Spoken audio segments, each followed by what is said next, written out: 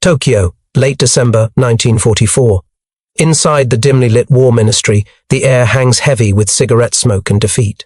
Paper maps cover the long mahogany table, the Pacific drawn in black ink and red pins. The lamps flicker with the city's erratic power supply. Outside, the muffled hum of air raid sirens fades into the distance. 3 naval intelligence officers hunch over a freshly decoded American dispatch. The youngest among them traces a trembling finger across the page, a logistics report captured from the Pacific Fleet. The number written there is impossible. 2,034,343. Sailors, Marines, naval aviators. A nation's oceanic army. He checks it again. Then again. The original estimate from 1941, 296,000, had already seemed ambitious. But this is beyond imagination. In the silence, someone exhales. Another folds the paper carefully, as if afraid to touch the truth too hard. The Empire's greatest fear has materialized not in a single battle, but in arithmetic. They do not speak the words aloud. But every man in that room knows. Japan has already lost. The question now was how they ever believed otherwise. To understand how Japan reached that quiet moment of realization in late 1944, we must return to the calm before the storm, the decade when numbers still deceived and confidence still ruled Tokyo's naval command. In the 1930s, the Imperial Japanese Navy was not merely a fighting force, it was a religion of steel, order, and destiny. Born from victory over Russia in 1905, refined through the interwar years and tempered by pride, it saw itself as Asia's shield against the encroaching West. Its officers studied Mahan's sea power theories with near-biblical reverence. The ocean, they believed, was a chessboard of tonnage and will. But beneath the surface of that confidence lay a dangerous assumption that Japan's naval might could remain competitive with the United States through precision, not production. After World War I, Japan joined the great naval disarmament treaties. Washington in 1922, London in 1930. These agreements sought to prevent another naval arms race. Tonnage ratios were fixed, 5 for Britain, 5 for America, 3 for Japan. To Tokyo, this was both insult and challenge. To maintain parity through skill and strategy became an obsession. By 1940, Japan's admirals still viewed the US Navy through the narrow lens of pre-war structure. In their ledgers, America maintained a modest standing fleet, roughly 296,000 sailors spread across both oceans, a known quantity, a calculable opponent. Japan's fleet, though smaller, was faster, sharper, and concentrated in the Pacific, and in 1941, when Admiral Isoroku Yamamoto planned the strike on Pearl Harbor, that figure still governed his assumptions. He did not underestimate American courage, he underestimated American capacity. The belief was simple. A crippling blow would force Washington to negotiate. Japan's shipyards could not rival America's, but they believed industrial size was irrelevant if the will to use it could be shattered early. They misunderstood the nature of the nation they were provoking. In the United States, 1941 was not a year of readiness, but of dormant potential. America's factories lay quiet from the Depression, its shipyards underused, its industrial cities half idle. But potential, measured in land, in labor, in oil, in steel, had no rival on Earth. Japan's spy network knew this in theory, but dismissed it in practice. The intelligence divisions lacked economic analysts. They had strategists, not accountants. Faith in precision eclipsed fear of production. Even as Tokyo's leadership prepared for war, internal reports continued to assure them that the United States could not raise a Pacific fleet large enough to contest Japan's initial gains before 1943. That projection assumed that building a single fleet carrier took 2 years. They never imagined the United States would build 24 in that same span. When the first wave of Japanese bombers struck Pearl Harbor on December 7, 1941, the Imperial Navy believed it had bought itself the luxury of time. The enemy fleet was crippled, the Pacific temporarily theirs. The sailors cheered, and the newspapers declared an empire ascendant. But even then, the arithmetic had already begun to shift. While Tokyo celebrated, Congress signed the Two-Ocean Navy Act, authorizing the largest naval expansion in human history. American shipyards from Brooklyn to Puget Sound roared to life. Steel mills glowed through the night. Contracts were issued not in dozens but in thousands. Within months, destroyers, carriers, and submarines began flowing into the water like an industrial tide. Japan's early victories, the Philippines, Malaya, Singapore, blinded them further. Each success seemed to confirm the illusion of manageable opposition. The intelligence bureaus continued to base projections on pre-war personnel ratios, unaware that America's selective service had begun recruiting not thousands but hundreds of thousands into the Naval Reserve. By late 1942, the figure of 296,000 was a ghost, a relic of a world that no longer existed. Yet the Imperial Navy continued to plan as if that number still defined reality. They built strategies around attrition battles, expecting to bleed the Americans into negotiation. But America no longer measured strength in ships alone. It measured it in output, in how many could be replaced before the next sunrise. The war Japan thought it was fighting was already over in theory. What remained was time catching up to belief. The first signs came not in headlines but in logistics. Oil tankers running dry, carrier squadrons losing airmen faster than they could be trained, supply convoys vanishing beneath the sea. Each missing shipment, each lost ship, hinted at a truth the numbers would soon confirm. The United States was growing faster than Japan could even count. And still, Tokyo's estimates remained confident, for now. But by the time they realized the scale of what they faced, it would be too late to correct the math. By 1943, the world Japan had imagined, one where swift victories secured a Pacific empire, had evaporated. The island conquests that once marked triumph now demanded impossible lines of supply. And across the ocean, the United States had become something no Japanese planner had ever accounted for, a war machine without exhaustion. In Washington, the mobilization was mathematical. America did not merely expand, it multiplied. The Two-Ocean Navy Act, passed in July 1940 and fully mobilized after Pearl Harbor, unleashed an avalanche of shipbuilding unseen in modern history. The plan called for 1325 new warships, from destroyer escorts to carriers, and by the end of 1943, the figure had already been surpassed. At shipyards in San Francisco, Norfolk, and Mobile, riveters worked under floodlights through the night. Women replaced men on assembly lines, and production engineers rewrote the logic of time itself. Liberty ships, 14,000 tons each, slid from keel to ocean in an average of 42 days, some in less than a month. Essex-class carriers, once symbols of naval prestige requiring years of construction, began to appear in clusters. The numbers spread through America like quiet thunder. 1942, 47,000 aircraft produced. 47,000 1944 tamed the nation's pulse. Shipyards became temples of purpose. For Japan, these figures remained invisible. Its intelligence networks, limited by geography, language, and an over-reliance on intercepted radio traffic, could not quantify an economy in motion. Japanese codebreakers were skilled but understaffed. Analysts in Tokyo still calculated American strength using pre-war census data, believing U.S. industrial capacity had bottlenecks similar to Japan's. It was a cultural blindness as much as a logistical one in the Japanese worldview of the time. Technology and courage could compensate for quantity. The warrior ethos of Bushido demanded faith in quality over volume. A blade sharper than the enemy's, a pilot more devoted, a commander more decisive. They believed spirit could offset arithmetic. But spirit does not replace oil. By mid-1943, Japan's shipyards had begun to starve. The U.S. submarine blockade was tightening. Iron ore from Indochina arrived sporadically.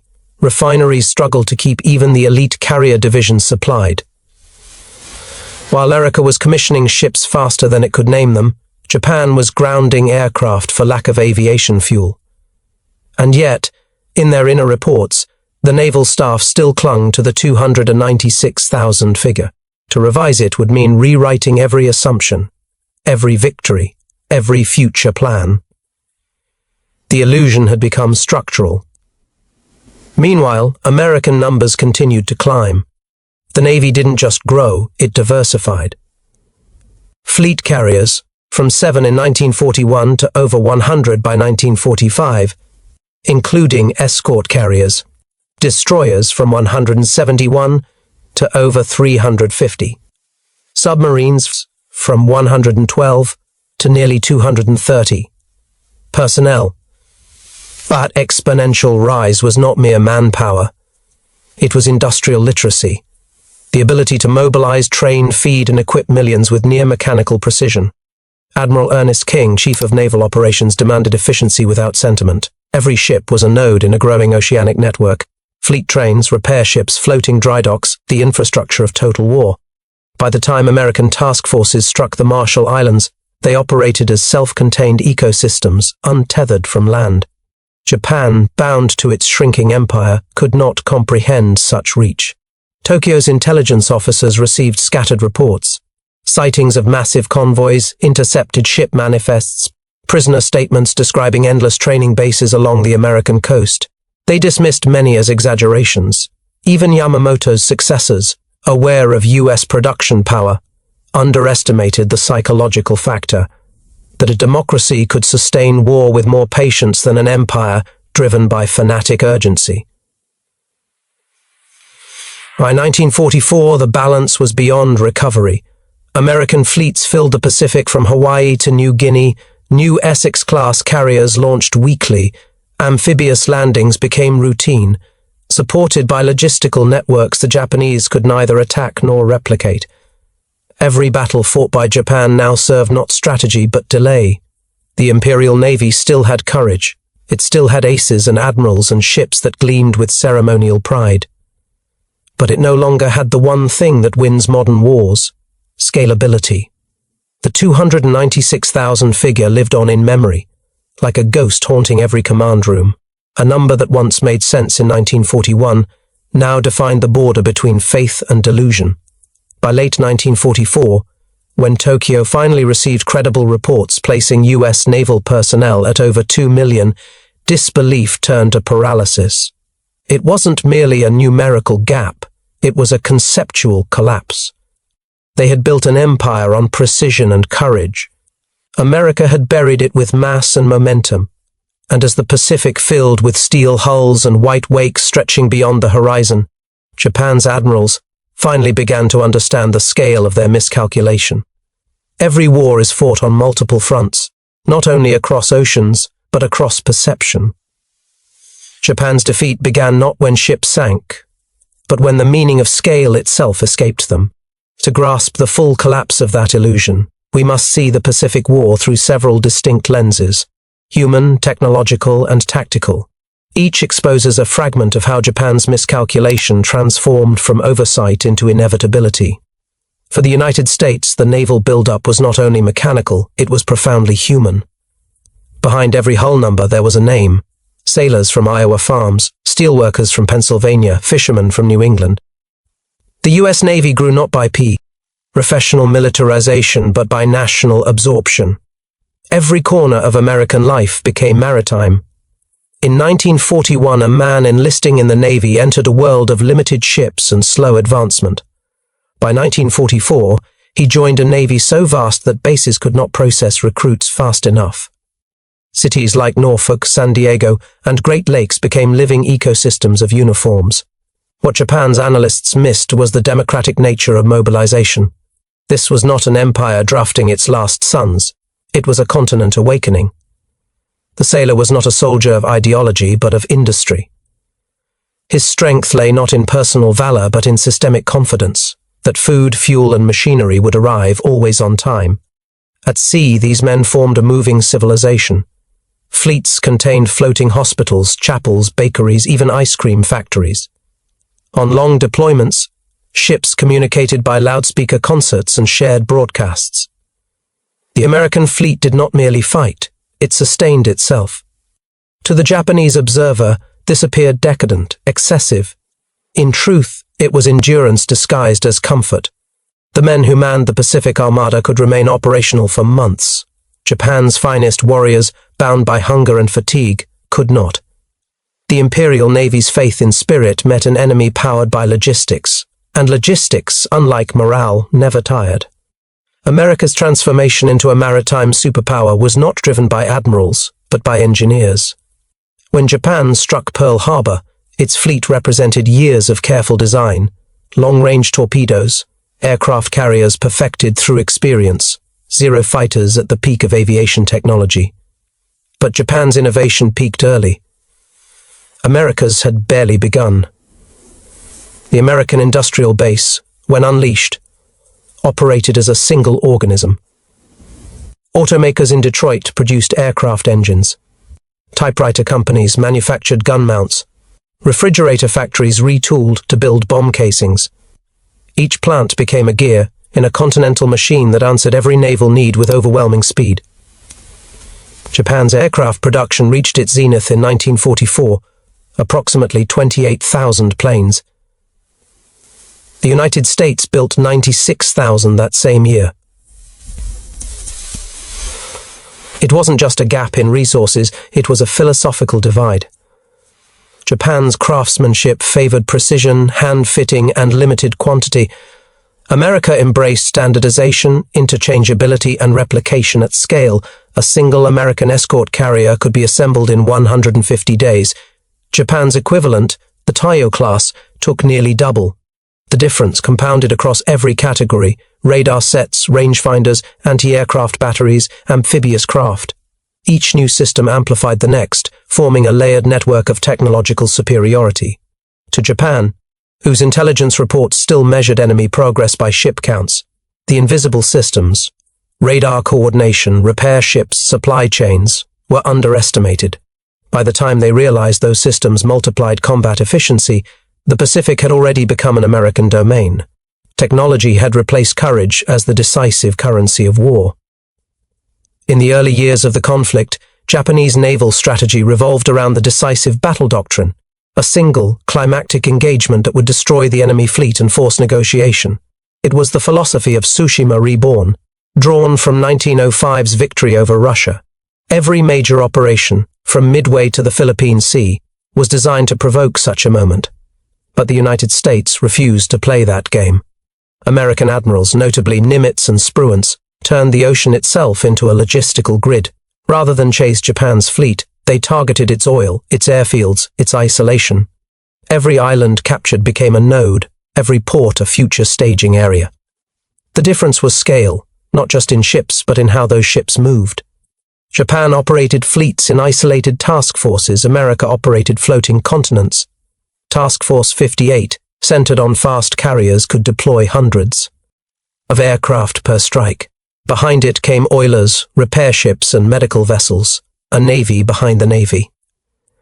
By 1944, when the U.S. Navy advanced across the Central Pacific, the Japanese found themselves fighting an infrastructure, not an army. Even when American ships were damaged, they reappeared within weeks. Japan's losses, each irreplaceable, cut deeper than tonnage charts could show. The Pacific became asymmetric space, one side fighting for survival, the other fighting with redundancy. For Japan, tactics had always been about brilliance, ambush, timing, surprise. But brilliance demands finite conditions. America's strategy did not depend on perfection. It depended on persistence. Each engagement, Tarawa, Saipan, Leyte, followed the same rhythm: preparation, saturation, capture, rebuild. The ocean was no longer Japan's barrier. It was America's highway. The doctrine that once defined Japan's naval pride became its epitaph. Because when your enemy turns the map itself into a weapon, tactics no longer matter. Only endurance does. And endurance by 1944 belonged entirely to the other side. If the first half of Japan's miscalculation revealed its material blindness, the second exposed its intellectual and moral failure. Numbers alone didn't doom the empire. The refusal to interpret them did. Within the heart of Japan's command, the walls between fact and belief hardened into something irreversible. Intelligence in any war is not about information but interpretation. Japan had capable agents, skilled interceptors, and talented analysts. What it lacked was intellectual elasticity. Its intelligence network operated inside a cultural echo chamber, a system that filtered reality through pride. Reports from abroad in 1942 and 1943 did reach Tokyo, describing vast shipbuilding in the United States. Japanese diplomatic staff in Europe relayed observations from neutral nations, American ports bursting with freighters, aircraft carriers leaving dry dock in procession. But when these numbers reached the Naval General Staff, they were met not with alarm but dismissal. One internal report, later declassified, referred to U.S. production estimates as psychological exaggeration, designed to intimidate. Another warned against infecting morale with foreign arithmetic. The bureaucracy that had once prized accuracy now feared its consequences. American code-breaking, notably through Magic and Ultra, operated with clinical detachment. Japan's intelligence service, by contrast, served ideology. Analysts were expected to confirm the feasibility of victory, not question its premise. Even Yamamoto's own warnings, that Japan could run wild for 6 months but not longer, were softened in official summaries before reaching the cabinet. By the time raw data forced acknowledgement, the count of 2 million sailors, the fleets at Ulithi and Leyte, Japan's intelligence apparatus had lost its credibility. Truth had arrived too late to alter belief. In the end, the Imperial Navy was not outnumbered by the enemy. It was outnumbered by its own assumptions. Among all Japanese officers, Admiral Isoroku Yamamoto understood the mathematics of defeat before it began. Trained in America, fluent in English, he had seen Ford's assembly lines and knew what industrial warfare meant. He once remarked that Japan could not win a prolonged war against a nation that built one plane for every bullet fired.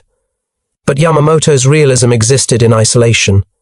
Within Tokyo's military hierarchy, doubt was equated with disloyalty. To question Japan's numerical disadvantage was to question the emperor's destiny. When Yamamoto proposed the Pearl Harbor strike, it was not out of faith in victory but out of necessity, to shock America into negotiation before its strength materialized. After Pearl Harbor, he became a symbol of success rather than a voice of restraint. His later efforts to moderate expectations failed. In 1943, his death over Bougainville, shot down in an ambush after his itineraries decrypted by U.S. codebreakers, became both martyrdom and metaphor. Japan had lost its last realist. The admirals who succeeded him, Koga, Toyoda, and Ozawa, inherited a fleet too proud to retreat and too fragile to win. They operated under directives that ignored arithmetic and worshipped precedent. Meetings devolved into ritualized optimism, where losses were framed as opportunity. The Japanese High Command had built its structure on the assumption of spiritual supremacy. But leadership, when fused with faith, ceases to adapt. By 1944, that rigidity ensured that every tactical defeat became strategic collapse. Yamamoto's prophecy fulfilled itself with mathematical precision. Numbers tell the story of destruction, but morality defines its echo. Japan's refusal to confront the scale of American power was not just an error of intelligence, it was an act of pride. At its core, the imperial mindset could not reconcile industrial warfare with its self-image. The samurai code had evolved into national doctrine, purity of will above all. Machines, factories, and production rates were seen as soulless instruments. The Japanese command viewed America's material wealth as weakness, a civilization softened by abundance. This contempt became fatal. The very efficiency they mocked became the instrument of their ruin. By 1944, when Tokyo's cities trembled under the first B-29 raids, many officers still spoke of spiritual victory, but those words could not fill fuel tanks or rebuild carriers. The same moral code that once gave Japan its discipline now sealed its blindness. And within that blindness lay tragedy, for both sides. American sailors, armed with overwhelming force, often faced opponents who fought to the death because surrender was considered dishonor. Each battle, from Tarawa to Okinawa, became not just a clash of nations, but of worldviews, one believing in endurance, the other in purity. When the intelligence report reached Tokyo in late 1944, listing 34,343 active U.S. Navy personnel, the figure was more than data. It was moral judgment quantified. It declared the end of faith as strategy. For a nation that worshipped control, It was the ultimate humiliation, defeat proven by arithmetic. The Imperial Navy still had admirals, planes, and carriers, but from that moment they fought without illusion. The numbers had stripped the war of meaning. And as the year turned toward 1945, the ocean that once protected Japan became a mirror, reflecting not glory, but the truth they had refused to see. The moment that truth met steel would come soon, at the heart of the Pacific. June 1944, the Philippine Sea. A line of carriers stretched across the horizon, their decks glinting under the merciless Pacific sun. The sea was calm, deceptively so. Above it, thousands of aircraft engines roared into life, their vibrations rolling like thunder across the water. Below deck, American crews prepared ammunition, fuel, and flight orders in a rhythm so efficient it felt mechanical. Across the ocean expanse, the Imperial Japanese Navy moved to meet them. Operation Ago, Japan's last great carrier offensive. Their objective: halt the U.S. advance through the Marianas, destroy the enemy fleet, and save the Empire's Pacific frontier. To their admirals, this was the moment to reclaim initiative. To history, it would become the moment Japan's naval dream disintegrated.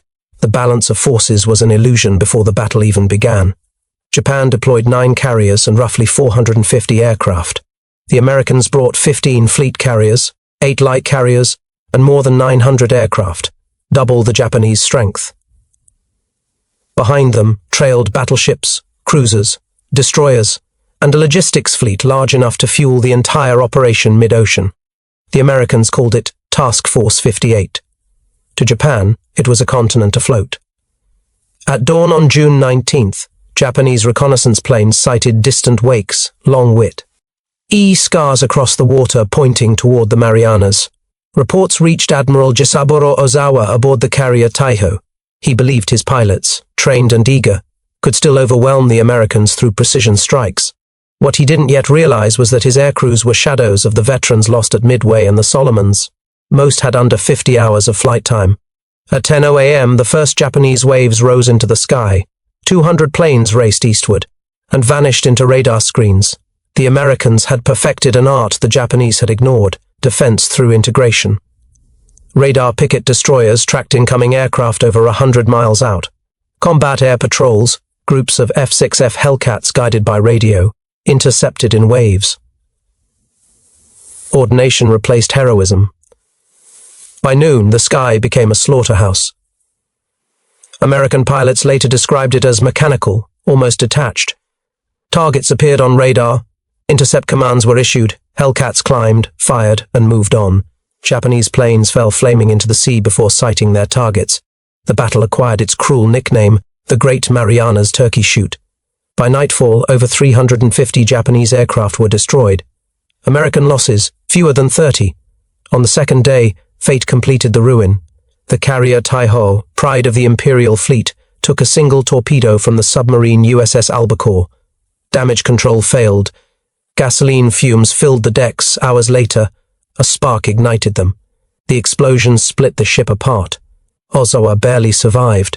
Soon after, the carrier Shokaku, veteran of Pearl Harbor, was struck by 6 torpedoes from USS Kavala and sank with over 1,000 men. Within 48 hours, Japan had lost the heart of its carrier force, ships, planes, and irreplaceable pilots. But the deeper wound came later, in Tokyo. When casualty reports arrived, they were met with silence. The numbers seemed unreal, fleets destroyed, air wings erased. Commanders argued over whether to report the true extent to the Emperor. The Navy that had once been Japan's pride was now a ghost fleet. What made this moment the true turning point was not the destruction of ships, but the exposure of scale. American carriers rotated damaged planes with replacements from reserve decks.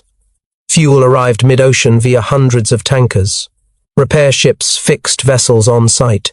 Japan had no such network. Every loss was final. The intelligence division began recalculating.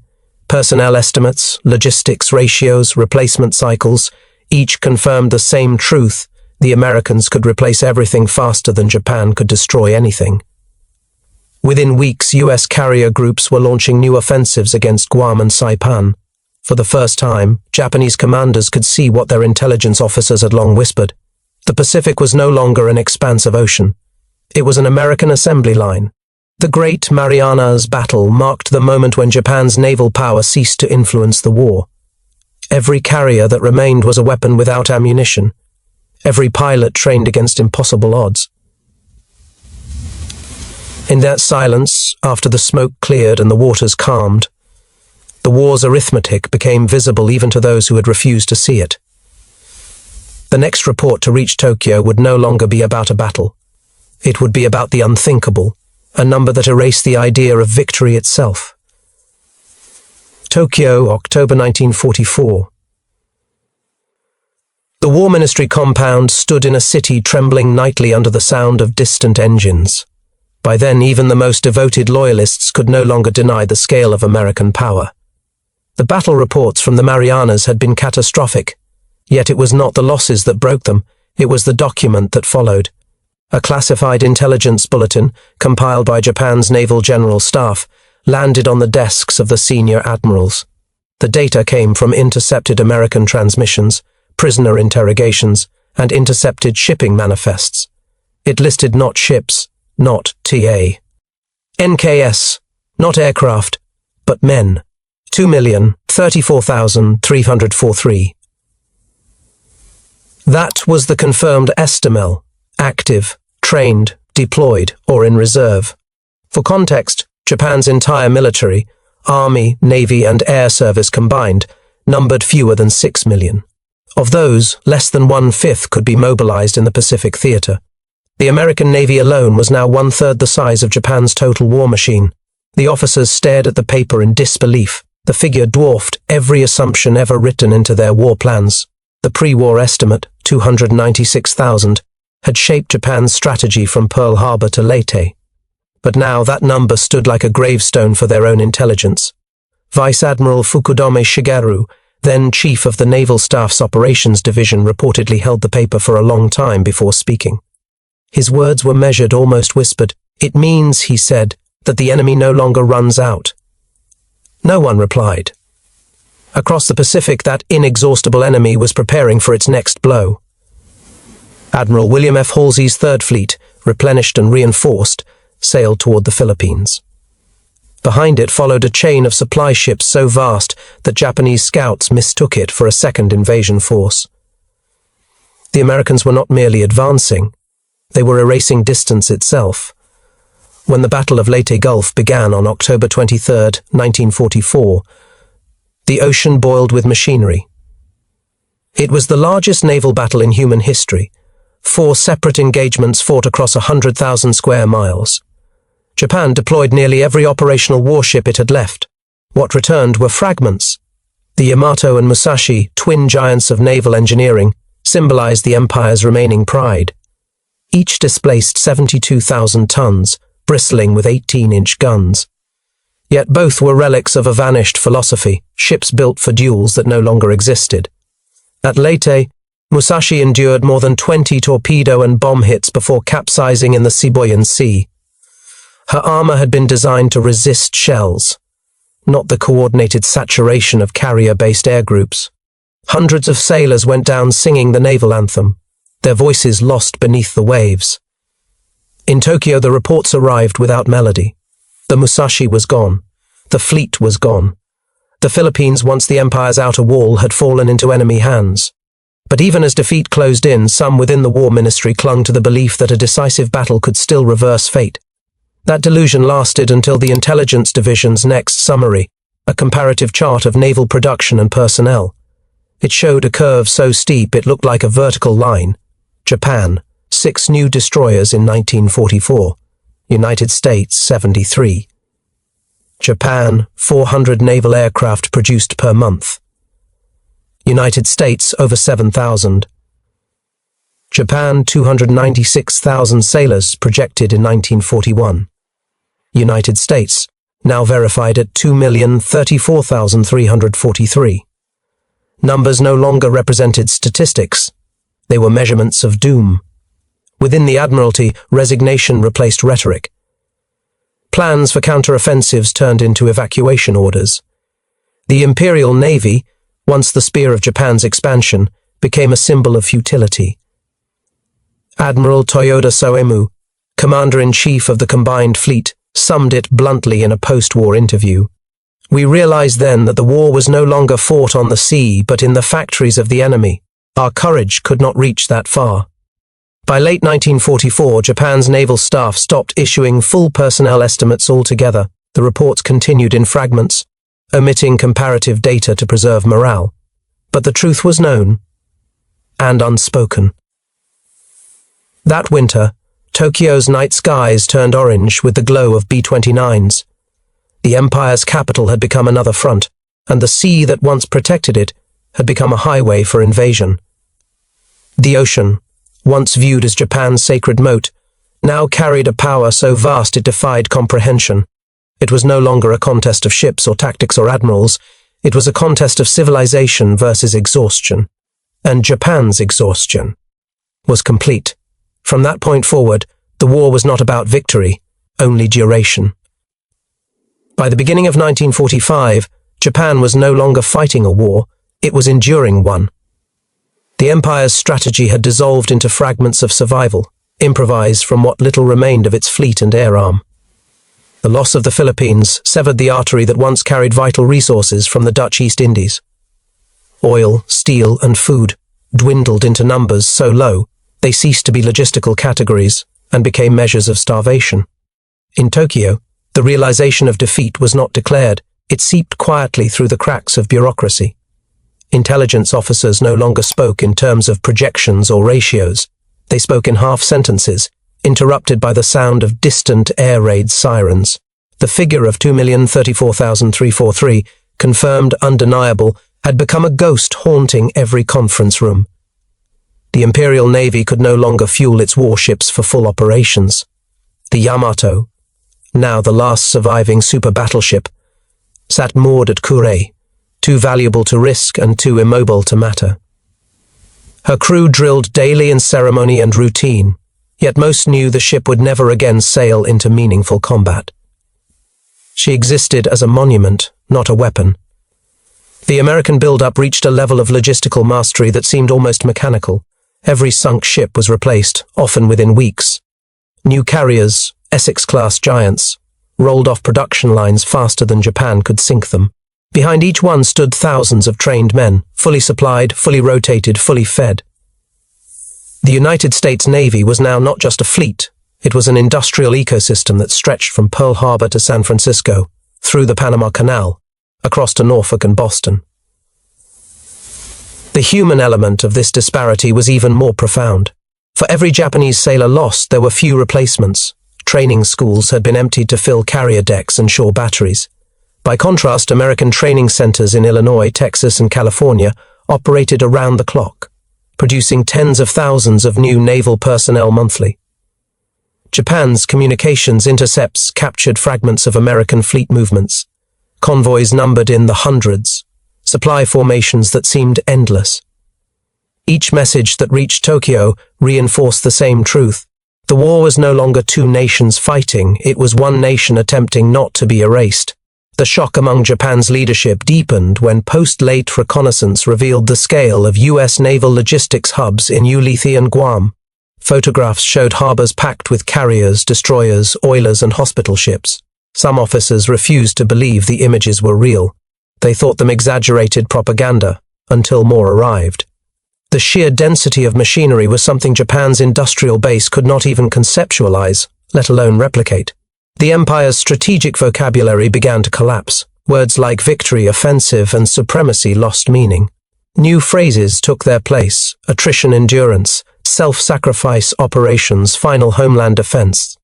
These were not strategies, they were euphemisms for inevitability. When the Americans invaded Iwo Jima in February 1945, the battle was no longer viewed in Tokyo as a chance to halt the advance. It was seen as a test of how long the empire could still command men to die willingly. The answer came in blood and ash. Nearly every Japanese defender perished. By March, the first mass incendiary raids on Tokyo reduced much of the city to a flat, burning wasteland. Over 100,000 civilians died in a single night. The Navy, once the symbol of national pride, could do nothing. Its ships lay rusting in harbours, trapped by fuel shortages and shattered supply chains. The number, 2,034,343, now circulated only in whispers. It had transformed from a statistic into a prophecy. Officers would glance at the horizon and murmur about the ocean. How could they have believed it belonged to? Oh, them. The American fleet now encircled the Empire's home islands. From the perspective of the Imperial General Headquarters, the war map had inverted. The Pacific was no longer blue. It was grey, covered in the shadows of fleets too vast to count. The war's final act had already begun. And somewhere in that understanding, the Japanese command accepted the truth that their end would not come from battle, but from mathematics. Spring 1945, the Imperial Navy ceased to exist as an organized fighting force. Of its pre-war 10 fleet carriers, only one remained operational, and even that one, Zuikaku, was crippled and short of pilots. Destroyers, once the core of Japan's defense screen, lay at anchor without fuel or ammunition. The Pacific, once a canvas of Japanese expansion, had become an open plain dominated by American steel. The final reports from the Naval General Staff were stripped of optimism. No projections, no reassurances, only lost tallies and silence. The chart of naval personnel, the one that once displayed 2,034,343 for the enemy, was quietly removed from circulation. Officers no longer spoke its number. It had become taboo, a symbol of humiliation so absolute that even memory felt like surrender. By April, the Americans had landed on Okinawa. Over 1,500 ships participated in the invasion, an armada so large it stretched across the horizon. To the Japanese High Command, this was the physical embodiment of the number they had once read on paper. It was no longer an abstract measure of manpower. It was real, visible, and unstoppable. Japan responded with desperation, the kamikaze strategy. Thousands of young pilots were trained for one-way missions, their aircraft little more than flying bombs. The tactic inflicted horrific losses on individual American ships, but strategically it changed nothing. The Americans could lose dozens of vessels and replace them faster than Japan could build a single plane. The imbalance had grown cosmic. The United States could wage war indefinitely. Japan could only die more slowly. In July 1945, as American carriers prowled off the coast of Honshu, Imperial Command realized the ocean, once their sanctuary, had become their execution ground. Every approach route was patrolled, every harbor surveyed. The Americans had mastered not only battle but the rhythm of resupply, repair, and reinforcement. It was a war fought through organization as much as courage. In that same month, Allied signals intelligence intercepted internal Japanese messages referring to the complete paralysis of naval operations. The Imperial fleet, once proud and poetic in its self-image, was reduced to static lines on a chart, symbols for ships that no longer moved. The last operation of the Yamato, Operation Tengo, was conceived in futility. On April 7, 1945, she sailed with just enough fuel for a one-way journey toward Okinawa. Her mission, beach herself, serve as a coastal battery, and die with her guns firing. The American fleet detected her before she even reached open water. Over 300 aircraft descended upon the ship. Within 2 hours, the world's largest battleship had been turned into a burning reef. More than 3,000 men died. Tokyo received the report in a single line. Yamato lost in action. No ceremony, no mourning. There was no strength left for grief. By August, atomic fire erased Hiroshima and Nagasaki. The Emperor's voice, distant, soft, almost spectral, announced surrender. For most surviving naval officers, the emotion was not shock. It was confirmation.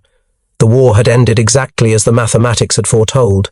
In the months that followed, the Allies conducted exhaustive surveys of Japan's military capacity.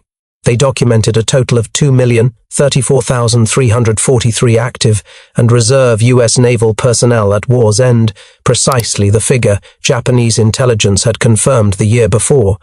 The Empire's analysts had been correct in their arithmetic, but it had brought them no advantage. Knowledge had not saved them. It had merely clarified the inevitability of defeat. American officers visiting Tokyo after the occupation found offices littered with maps, charts, and abandoned reports. Among them were dozens of crumpled intelligence summaries, many bearing a single notation in red pencil, "Too many." That phrase became a silent epitaph for an empire that had once believed it could conquer oceans with spirit alone. Japan's military had collapsed not through cowardice nor through lack of will, but through the hard ceiling of industrial reality. The war had proven that courage without capacity was tragedy in motion. The Pacific had been measured, weighed, and won, not by glory, but by arithmetic. And in that realization, the modern world of warfare was born. In the aftermath of Japan's surrender, the Pacific lay quiet for the first time in years. The waves that had carried fleets, fire, and death rolled again with indifference. Across that silence stretched the invisible weight of what had been revealed, that the war had not only been a contest of courage, but of systems. The number that haunted Japan's war planners, 2,034,343, had been more than a statistic. It was the measure of a civilization that had learned to turn its factories, universities, and population into extensions of the battlefield. The United States had not merely outfought Japan, it had outproduced, outtrained, and outlasted it at every conceivable level. This was the moment when industrial warfare reached its full and final form. No single general, no brilliant maneuver could outweigh the compounding weight of material power. Japan's fleet had been built on faith in craftsmanship and courage, America's, on the cold efficiency of mass production. History showed which one endured. For those who survived inside the shattered Imperial command, the loss of the ocean was more than strategic, it was spiritual. The sea had been central to Japan's identity, its source of pride and poetry. To see it dominated so absolutely by another power was to confront the end of a worldview. But within that collapse lay a deeper transformation. Japan's post-war rebirth, economic, technological, and philosophical, emerged from the same recognition that ended its empire, that strength without sustainability is illusion. In the end, the most devastating weapon of the Pacific War was not the atomic bomb, it was the spreadsheet. The columns of output, tonnage, and manpower that made victory a matter of arithmetic. Those who first read the number, 2,034,000 or 343, understood before anyone else that the war was lost. They saw it written not in fire or ruin, but in logic. It was the moment Japan learned that willpower could not outpace mathematics, and the world learned that modern war would never again be won by heroes, only by those who could count faster, build longer, and never run out.